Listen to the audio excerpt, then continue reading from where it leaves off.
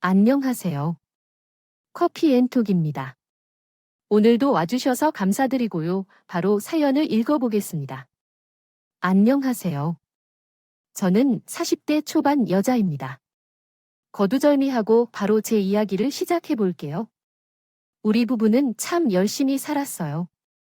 남들이 겉으로 보았을 때는 사는 게 다 거기서 거기라고 할지 몰라도 적어도 지금까지 사는 데 있어서 한 번도 최선을 다하지 않은 적이 없었죠. 저는 아이들이 어릴 때는 남편의 외벌이로 아끼며 살았어요.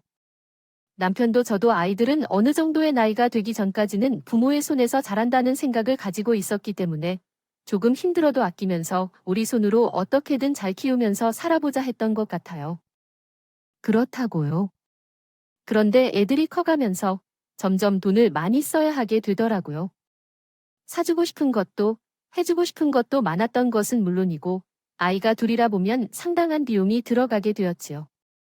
그래서 소소한 것이라도 해서 용돈이라도 벌어보자는 마음에 이것저것 아르바이트를 시작했어요. 처음에는 아이들이 학교에 가고 난 뒤 할 수 있는 일을 주로 했죠. 아이들이 어느 정도 크더라도 아무래도 처음에 제가 품에서 키운 것이어서인지 엄마가 집에 있을 때와 없을 때는 다르더라고요. 아이들도 집에 돌아올 때 나를 맞이받는 것을 좋아했고 제가 집에 없는 날에는 많이 실망했어요. 그래서 집에 없는 날에는 그런 점이 자주 있었어요. 전화하며 일을 하곤 했어요. 그래서 시간제 아르바이트를 주로 했던 거예요. 점심 식당에서 서빙과 주방 도우미 일을 많이 했었어요. 그러나 남편이 회사에서 권고사직을 받게 되면서 우리 집 일상이 변화했어요. 그 중에서 가장 큰 변화는 맞벌이 부부로 살게 되었다는 것이죠. 남편의 직장이 뚜렷하지 않아져서 제가 시간제 아르바이트로 번 돈으로는 이제 생활이 어려워졌어요. 그래서 어쩔 수 없이 제대로 된 일자리를 찾아야 하는 상황이었어요. 하지만 저와 비슷한 나이의 엄마들이라면 다 아시겠지요. 경력 단절은 취업이 어려워진다는 것을요. 아이들을 낳기 전까지 회사에서 일을 했던 제가 있었지만요. 애를 낳은 후 한동안 서너 시간 간간히 아르바이트를 하게 되어서 경력으로 인정받지 않는 경우도 있어요. 아이들이 있는 것 자체가 취업에 불리한 영향을 끼치는 일터도 있죠. 그래서 아이들을 낳기 전에 전공에 따라 취업하는 일이 정말 꿈조차 꿀 수 없는 상황이었습니다. 그러다 보니 당연히 고민이 많아지게 되었어요. 남편은 20년 넘게 다닌 회사를 나와 스타트업 기업에서 겨우 취직을 했어요. 남편은 그래도 계속 경제 활동을 하고 있어서 저보다는 도전할 여지가 많으니 참 다행했어요. 이러한 상황에서도 참 다행인 점은 제게도 일자리를 구하는데 도움을 준 분이 있었다는 것이에요. 언니가 제 상황을 알고 자신이 다니는 회사에 저를 추천해 주었어요. 도시가스 검침일이었죠. 제게는 너무나도 막연하고 생소한 일처럼 느껴졌지만 제 상황이 어디 가리면서 일자리를 찾을 때였기에 물밖에 땅이 없으니 뭐든지 할 수 있는 일이라면 할 수밖에 없겠다 싶었어요. 그렇게 마음을 먹고 도전해 보자고 했는데 남편은 처음에 이 일에 대해 매우 반대를 많이 했어요. 위험성이 있고 낯선 사람들과 집들을 돌아다니다 만나는 상황이라며 걱정했어요. 저 또한 그 일에 대한 걱정이 꽤 많이 들었죠. 팀으로 움직이는 일이었다면 위험한 요소에서 조금 더 안심하고 할 수 있었을 텐데 혼자 돌아다니며 하는 일인 것에 대해 더욱 걱정이 많았습니다. 만일 좋지 않은 일이 생긴다면 어떡하겠냐는 말도 했어요. 어떡하죠? 겁이 나기도 했어요. 세상이 워낙 흉흉해서 그런 생각을 안 하게 되지는 않았어요. 그래서 고민하는 시간이 조금 길어졌어요. 고민하는 동안에도 다른 일자리를 계속 알아보기도 했어요. 그런데 도시가스 검침일을 할 수밖에 없었던 결정적인 이유가 있었습니다. 일자리가 잘 구해지지 않는 것도 물론 있지만 우리 둘째가 미술의 소질이 있었어요. 애가 미술을 하고 싶어 했는데 미술이라는 게 생각보다 돈이 많이 들더라고요. 그냥 집에서 끄적이면 되는 것 아니냐 하실 수도 있겠지만 저희 아이는 좀 전문적으로 배우길 스스로 원했어요. 그러다 보니 더욱 부모로서 부담이 있다고 해야 할까요? 컸어요. 남편이 벌어온 돈만으로는 밀어붙이기란 당연히 어려웠어요. 솔직히 이야기하자면 엄두도 나지 않았어요. 돈을 모으는 것도 빠듯한 판이었으니까요. 아이도 집안 형편을 모르지 않았기에 강하게 고집부리지 않았고 그렇게 잘 넘어갈 것이라고 생각했어요. 하지만 그건 단지 제 생각이었을 뿐이었어요. 아이는 계속해서 미술에 대한 열망이 마음속에 있었고 결국 반 친구의 물감을 훔치게 되었어요. 그 소식을 학교 선생님으로부터 연락을 받아서 일로 전달받았죠. 저는 그 연락을 받은 날에 한 번도 망설임 없이 아는 언니에게 즉시 연락해서 그렇게 검침이를 시작했어요. 제가 적은 돈이겠지만 가게에 큰 도움이 되길 바래요. 점검하는 등 조심을 기울이는 것이 중요하다는 것을 깨달았습니다. 그리고 우리 딸이 하고 싶어 하는 미술도 꼭 시켜주고 싶었습니다. 부모의 마음은 다 그런 것 같아요. 내 아이를 위해서 뭔가를 못하겠죠. 그렇게 검침을 시작하고 우리 아이를 미술학원에 보내주게 되었습니다. 어떻게나 기뻤던지 아직도 미소가 떠나지 않던 아이의 얼굴이 생생히 떠오릅니다. 그렇게 시작한 도시가스 검침일은 가볍게 돌아다니며 도시가스를 확인하는 정도의 일이 아니었어요. 계량기 검침뿐만 아니라 상하반기를 방문해 가스밸브와 보일러 부근에서 가스 누출이 발생하는지에 대한 여부까지 꼼꼼히 체크하고 점검하는 일이었습니다. 일을 하다 보니 틈새를 비집고 들어가거나 안전장비도 비교적 별일 없이 있다가 갑자기 바뀌기도 하는 것을 배웠습니다. 담을 넘는 일도 많은데 정말 별이 별이겠다 싶을 만큼 많은 집을 다 둘러본 것 같아요. 그래서 우리 검심원들끼리는 어려운 일이라고 생각하고 이야기를 나누곤 했습니다. 때로는 사람의 손이 닿지 않는 높이에 계량기가 있는 경우도 있었어요. 그럴 때는 어쩔 수 없이 담 위에서 고개를 돌리듯 바라봐야 하는 경우도 종종 있었고요. 어떤 때는 벽이 옆 건물에 딱 붙어 있어서 외투까지 벗고 간신히 확인할 수 있는 곳도 있었죠. 그런 곳을 본다면 얼마나 있을까 생각해 보실지 모르겠지만 정말로 많이 난감한 일이 많았어요. 여자이기도 하고 체구가 큰 편이 아님에도 비집고 들어가기 어려운 곳도 많다는 것을 알게 되었어요. 그렇기 때문에 항상 땀범벅이고 때가 많이 묻어 꾸질꾸질한 모습으로 퇴근을 하고 있어요. 어느 날 어떤 다가구 빌라에 방문하게 되었어요. 건물 전체에 검침을 하는 일이라 꽤 많은 시간이 걸렸지만 입주민들께서 잘 대해주셔서 일이 원활하게 진행되어 기분이 좋았어요. 그렇게 3층에 있는 두 집 중 한 집을 방문한 상황이었어요. 저는 3층으로 올라가 오른쪽 집의 종을 눌렀어요. 잠시 기다리자 현관문이 살짝 열리더라고요. 그런데 인상이 매우 험상궂은 남자 한 분이 나오더라고요. 그 사람의 얼굴만을 볼 수 있었어요. 영화를 보고 나서 흠칫 놀라 저도 모르게 뒷걸음을 살짝 치게 됐어요. 그 짧은 순간에도 이 집에 들어가도 되는 걸까 혹시라도 이 집에 들어갔다가 큰일이라도 나는 건 아닐까 고민했다니까요. 하지만 지금껏 이해를 하면서 오려되는 일 같은 것은 한 번도 일어난 적이 없는데 별일이 있겠나 싶은 생각에 집 안으로 들어갔어요. 그리고 그 안에 더욱 놀랄만한 장면이 펼쳐져 있었죠. 얼핏 보면 어두운 세계에서 일하는 조폭들처럼 어마어마한 등치의 남자들이 거실 바닥에 널브러 누워 있더라고요. 그 모습을 보는데 순간 두려움이 온몸을 휘감아 숨이 턱이 막히는 것만 같아요. 등에는 땀이 줄줄 흐르고 입술은 바짝바짝 말라 있었어요.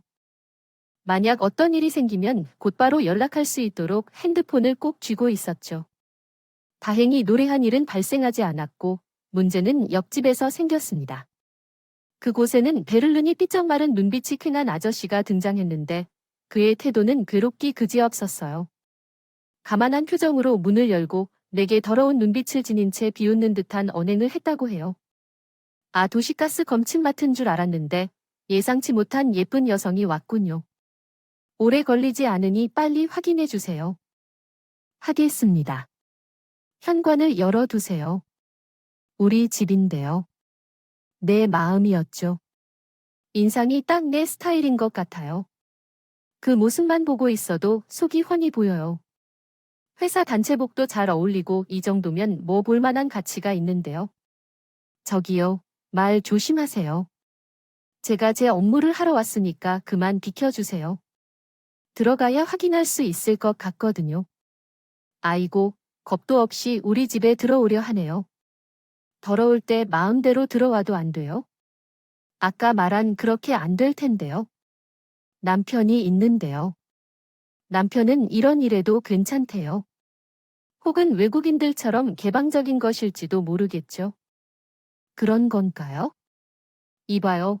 당신과 말장난이나 하러 온 게 아니거든요. 모욕적인 발언은 삼가해 주시죠. 다시 말씀드리지만 도시가스 검침 때문에 왔거든요. 확인만 하고 갈 거예요. 관리를 잘 안 해주면 위험하단 거 몰라요?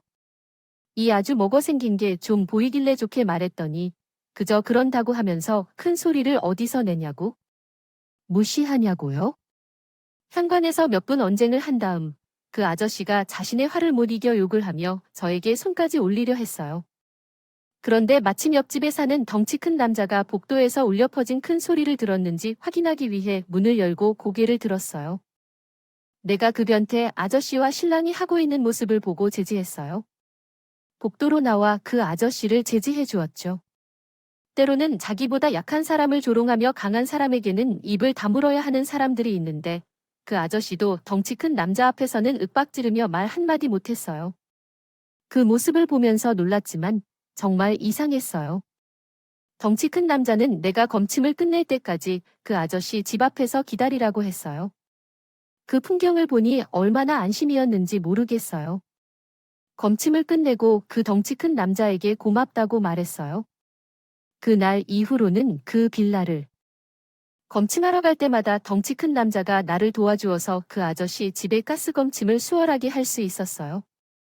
그 아저씨는 나를 도와주는 덩치 큰 남자를 보고 표정이 구겨졌지만 전처럼 희롱하는 말을 한마디도 못한 채 덩치 큰 남자 눈치를 살피며 천천히 검침하고 가라고 말해주는 게 전부였어요.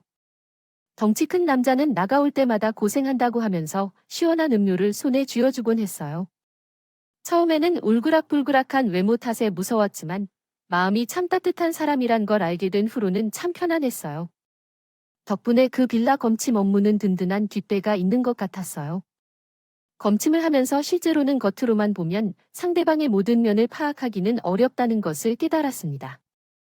그런 것을 다시 한번 깨달았어요. 덩치 큰 남자뿐만 아니라 모든 사람들이 그렇게 생각하죠. 어느 날, 제 친구의 남편을 만나게 된 적이 있었습니다. 제 친구의 남편이 다른 여자와 함께 있는 것을 목격했습니다. 문을 열어주고 들어갔을 때 거실 소파에서 편안히 누워있는 걸 발견했어요. 처음에는 쟤를 알아보지 못하고 무시하는 것처럼 보였지만 여자와 스킨십을 하는 걸 목격했습니다. 거실을 지나칠 때 갑자기 친구의 남편이 제 눈을 바라보고 일어서며 친구에게는 반드시 말하지 말라고 말하는 상황이 벌어졌습니다.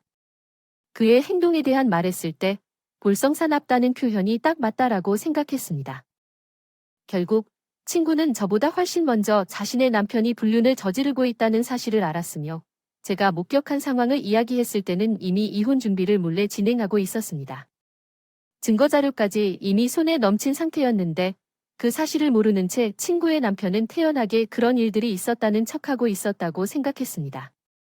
친구에 대한 말이었지만 뛰는 놈 위에 나는 놈이 있다는 속담이 딱 어울렸습니다.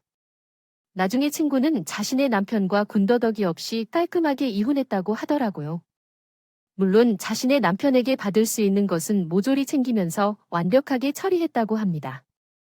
이 경험을 통해 살면서 일어나지 않을 일도 겪게 되었고 평소 알지 못했던 사람의 은밀한 처사를 알게 되었습니다.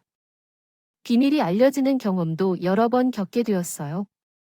저뿐만 아니라 함께 일하는 분들의 이야기를 통해 후속 상황도 많이 듣고 있습니다.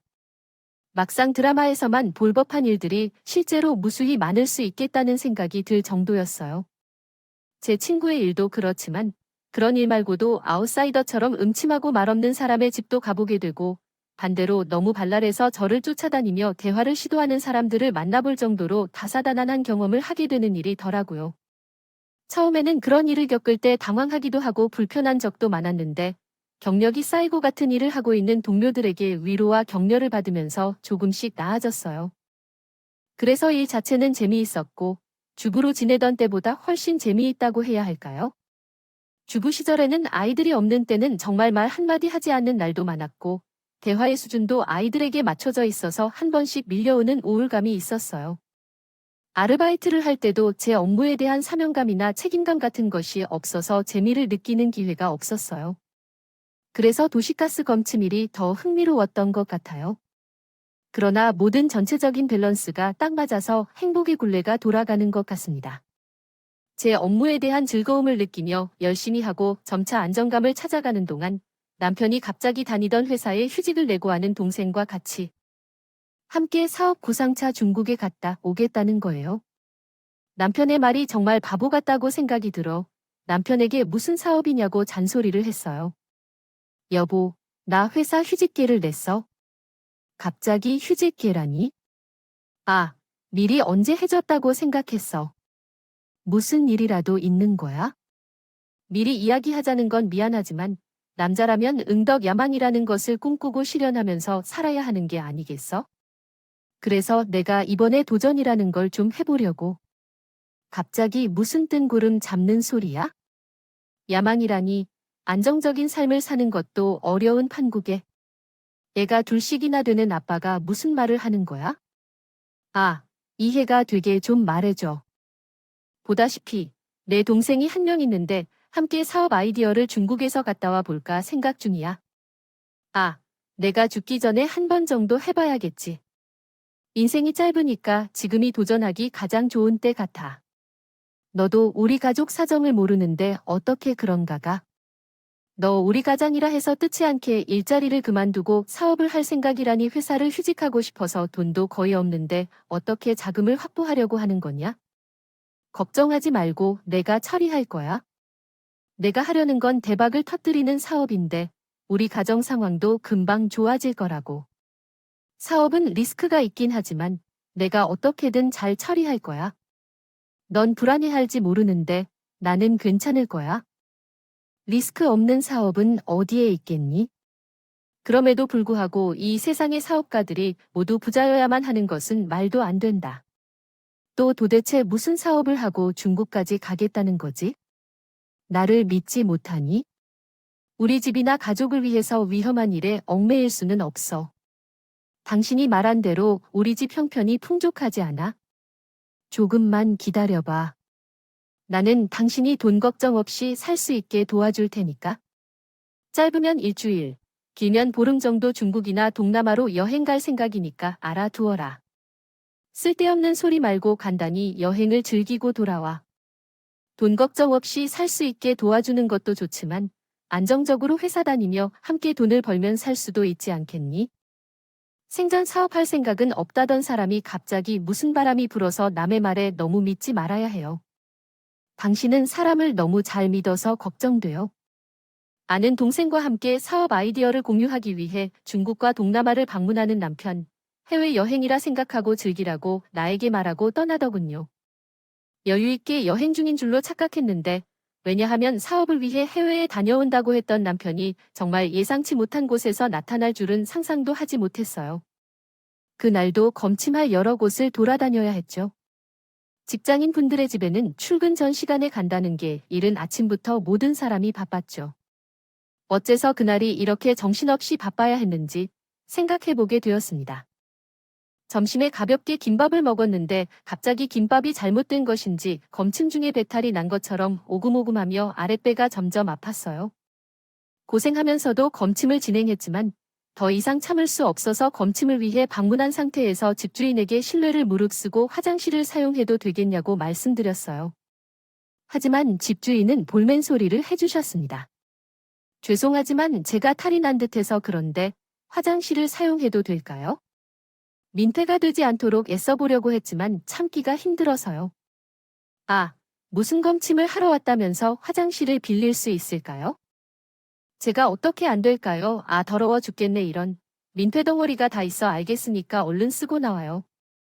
거실 화장실은 지금 공사 중이니까 안방 화장실로 가서 쓰세요. 그리고 내가 이 부분에 대해 불평할 거니까 그렇게 하시고요. 그때는 불평을 할지 말지 신경 쓸 필요가 없었어요. 그냥 죄송하다, 감사한다고 고개를 계속 숙였죠. 화장실 공사로 인해 안방 화장실을 이용하러 갔다. 화장실을 사용하라는 요청을 받았지만 듣기 싫은 억지스러운 소리를 해야 할 정도가 아니면 사용하는 것을 피하고 싶었다. 그러나 너무 급해서 참지 못하고 화장실을 이용했는데 약 3에서 4분 정도 있었던 것 같다. 집주인은 참지 못하고 화장실 문을 발로 두드리며 언성을 높였다. 집주인이 불만을 털고 나가겠다며 이야기하던 중 손을 씻고 있을 때 누군가 안방으로 들어왔는지 집주인과 남자의 대화 소리가 들렸다. 해당 대화는 가벼운 애정 표현 정도로 여자 집주인의 감정이 드러나는 정도였다. 그 상황을 보고는 부끄러워서 고개를 숙였다. 숙이고 나와서 검침을 시작했습니다. 그런데 집주인이 나에게 다가와서 혹시 화장실에서 무언가 훔친 건 아닌가 하며 의심하는 시선으로 쳐다봤습니다. 그리고 주머니를 뒤져보라는 말을 했어요. 그 말에 너무 화가 나면서도 주인과 신랑이 하는 것처럼 주머니를 뒤져보는 것이 더 빠를 것 같아서 아무 말 없이 주머니를 까서 보여주었습니다. 집주인 여자는 제 주머니에 아무것도 없음을 확인한 후에 빨리 검침을 마치고 나가라는 손짓을 하고 안방으로 들어가 버렸습니다. 저도 그 집에 오래 머물고 싶지 않아서 빨리 일을 마치고 나가려고 했던 것입니다. 문을 열고 들어간 안방에서 제 남편이 바로 사업차로 중국에 다녀오겠다던 남자였다는 사실을 발견했어요. 그분은 침대 위에 누워 있었고 전 그 남자가 집주인인 여자와 껴안아 있는 상황을 발견했어요. 제가 화장실을 사용하고 나와서 그들을 못 본 채로 나왔는데 그때는 남편과 그 남자 둘 다 낮게 숙였고 눈가림을 했어요. 저는 남편이 있어야 할 안방 문을 빼앗고 들어가서 큰 소리로 난리를 쳤습니다. 중국에 있어야 할 당신이 여기에 왜 누워 있느냐고, 내가 지금 왜 여기에 있는지 건재해를 설명해봐라고 말했어요. 여자가 침대 위에 누워 있다고 야하기 시작했다. 이년아, 너 알아? 동생이야. 이년이 침대 위에서 사업 계획 같은 걸 하자고 하네. 여보, 당신은 이 집에 어떻게 해? 지금 내가 이 집에 있어야 중요해. 일하러 왔는데 왜 이딴 걸로 시간을 낭비해 회사까지 휴지를 사용하고 있어? 어이가 없는 놈아. 내 와이프가 고생하며 그 여자에게 속아서 가스검침을 하고 있는데 너는 이런 여자랑 놀고 있어. 너 이리 와. 여보, 그것도 모두 이유가 있었어. 친정을 듣고 내 말 좀 들어봐. 사저, 너도 바람 피는 건 이유가 있어서 피는 거니? 남편은 저를 발견하자마자 얼굴이 창백해지며 기겁하고 나는 남편의 머리를 잡고 거실로 끌고 나와서 바닥에 내던졌어요. 남편은 힘없이 거실 바닥에 놔두고 배신감에 기가 차더라고 해요. 친구의 남편과 내 남편이 다른 점은 무엇인가요? 제가 일하는 중에 남편의 부정행위를 들키다니 참으로 말로 표현할 수 없을 만큼 황당하고 화가 났어요.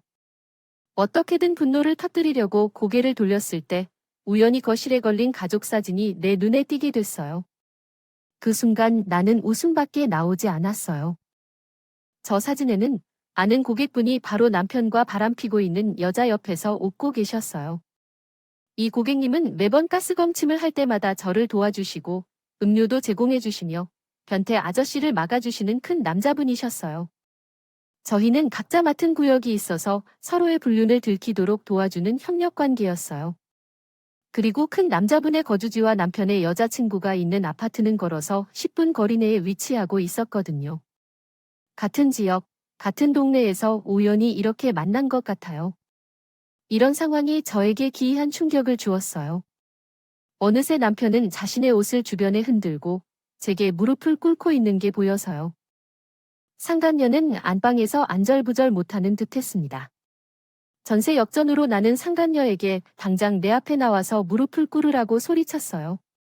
그러자 상간녀는 유유히 안방에서 나와 팔짱을 낀 채 뻔뻔스럽게 말했습니다. 왜 당신 앞에 무릎을 꿇고 앉아야 하는 거죠? 당신이 뭐라고? 상황을 파악하지 못하나 봐요. 지금 너희가 바람핀 현장에 있는 건 내가 걸린 것이거든. 내 남편이랑 바람핀 주제인데. 지금 뭘 잘했다고 뻔뻔하게 굴어. 그럼에도 불구하고 그러게 남편 관리를 잘하시지 그랬어요. 아니, 바람을 핀 사람만 잘못인 것이 아니라 관리를 못한 사람도 잘못이잖아. 그러면 그런 후줄근한 옷을 입는 대신 좀 꾸미고 다닐 수 있는 일을 해라. 같은 녀석이라도 눈을 까놓고 볼 생각을 안 해주는데 남자는 왜 이렇게까지 해야 하는 거야? 후줄거리는 옷을 입었으면서 너도 잘했다고 하겠다는데 그딴 옷 입고 뭐든지 집안에 도움이 되려고만 해서 집 저 집 돌아다니면서 일하는데 겁도 없이 바람을 피우고 너는 지금 이런 상황을 구렁이 두껍게 넘어갈 것 같냐? 보이지? 그런데 지금 여기 나의 남편은 이것도 아니고 뭘 아는 것도 아닌데 우리 남편이 너 같은 천치는 사람이 아니라서 말야. 아, 그래. 하지만 어떡하면 좋을까? 나는 너 같은 여우는 좋게 넘겨줄 마음은 없는데 안 됐어. 당신을 바람 피우려고 하면 안 돼. 왜냐하면 내 남편은 이 모든 상황을 알게 될 테니까. 어떻게 할지 궁금해 할 텐데 여기 와서 앉아서 구경을 하세요. 그러면 남편의 정부와 대화가 끝나자마자 곧바로 덩치 큰 남자를 집으로 불러야겠다는 생각이 들었어요. 그 남자에게 연락을 했죠. 사실 그 남자는 어두운 세계에 있던 사람이 아니라 유도부 코치였어요. 그 빌라는 조폭 아지트가 아니라 유도부 선수들의 기숙사였고요. 우연히 우리 친척 동생의 아들이 덩치도 좋고 운동도 잘한다고 했어요. 그래서 운동선수를 찾아본다고 하더라고요. 그래서 제가 그 남자의 번호를 친척 동생에게 알려준 적이 있어요. 번호를 알고 있던 거죠. 그래서 유도부 코치에게 바로 전화를 걸 수 있었어요. 저는 사실을 간결하게 말했어요. 제 남편과 당신의 아내가 바람을 피웠다는 사실을 알려줬어요. 그 현장은 유도부 코치의 집이었는데 분명히 그를 즉시 불러달라고 했어요.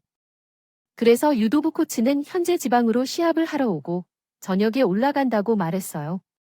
그래서 그 시점까지 절대로 연놈들을 놓지 말라고 강조했고 제가 남편과 통화하는 것을 듣자 상간녀는 더욱 분개하더군요. 자신의 남편을 어떻게 아느냐며 너희도 불륜을 하는 건 아니냐고 말했어요. 모 눈에는 무엇이 보이냐면 그녀는 저희와 유튜브 코치를 자신들의 수준에 맞게 의심하기 쉽게 설명해 주었죠. 당신은 뭐야? 어떻게 우리 남편의 연락처를 아냐고 알았나? 아맛 바람이네. 이러니 너네가 무슨 말을 하는 거니? 순결한 척하고 내 남편을 당신처럼 보이지 않게 하는 사람이 왜 번째냐? 너의 수준이 정말 낮아.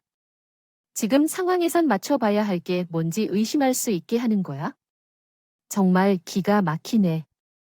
그러면 너는 어떻게 내 남편의 연락처를 어떻게 알아? 정직하게 대답해봐. 그래. 내가 어떻게 내 남편의 연락처까지 알아? 정말 둘이 뭔가 속을 만드는 건 아닌지. 너희가 다 돌아간 걸 아니? 돌았구나. 내 남편 유도부를 바꾸라는 말이야? 내가 그 유도 선수들 숙소에 도시가스 검침을 하러 왔다니. 당신이 담당이군요. 알겠다. 그렇다면 이제 너도 꿇어라. 남편처럼 너도 머리채를 잡힐 거야? 그게 싫으면 뭘 해야 하는 거야?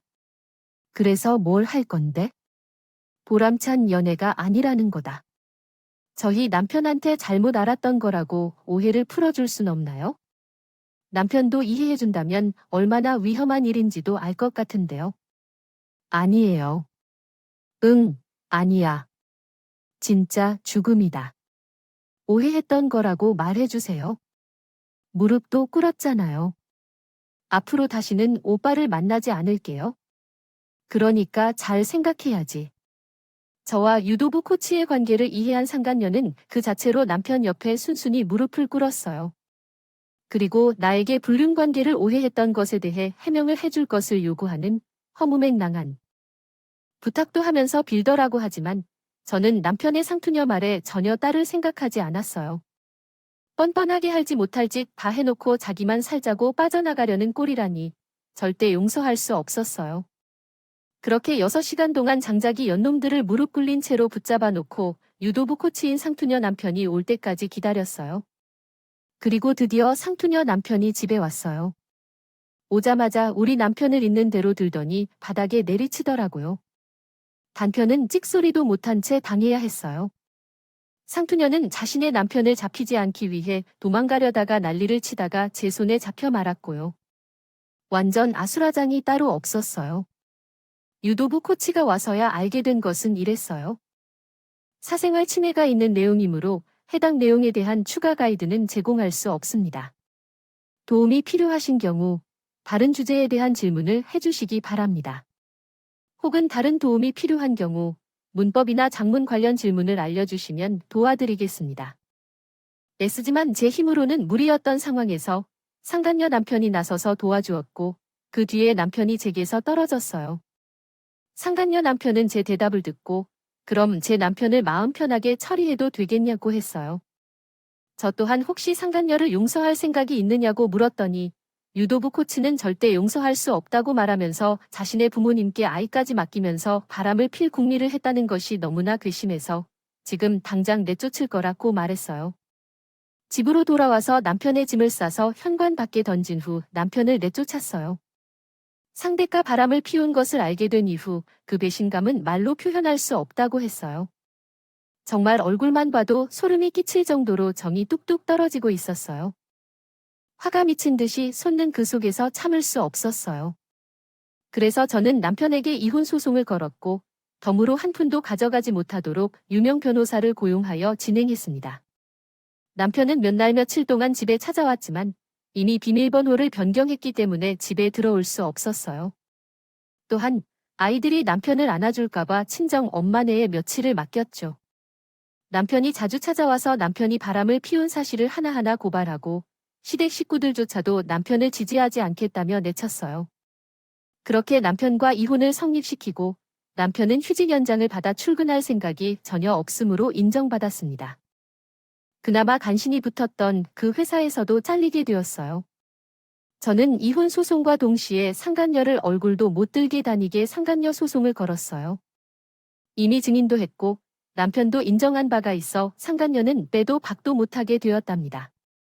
저와 이혼을 완전히 마친 뒤에 남편은 시댁으로 들어갔지만 시아버지의 성화에 결국 눈치를 보고 쫓겨냈고 그 이후로 소식이 없네요. 남편과 이혼한 지 3달 정도가 지난 무렵 유도부 기숙사가 있는 빌라에 도시가스 검침을 하러 갔다가 유도부 코치를 다시 만나게 되었어요. 참 마주치기 껄끄러웠지만 그 전처럼 똑같이 대해주더라고요. 그 변태 아저씨 일까지 평소처럼 도와주시고 있어요. 그러던 중 자연스럽게 이야기가 나왔는데 유도부 코치도 이혼 소송을 걸었다고 해요. 하더라도 상간녀는 남편과는 달리 오해가 있었다고 말하며 몸을 쪼지지 않았다는 등 말도 안 되는 핑계로 이혼을 피하려고 안간힘을 쓰기는 했지만 결국 집에서 바람을 푼 흔적들이 나와 결국 많은 위자료를 지불하며 이혼하게 되었다고 합니다. 유도부 코치도 이혼 소송 중에 전 남편에게 개주금을 줄 거라며 그렇게라도 해야겠다고 생각하고 상간남 소송을 걸었고 그 결과 남편은 그 뒤로 시댁에서도 우리에게도 소식 없이 자취를 감추는 듯해요.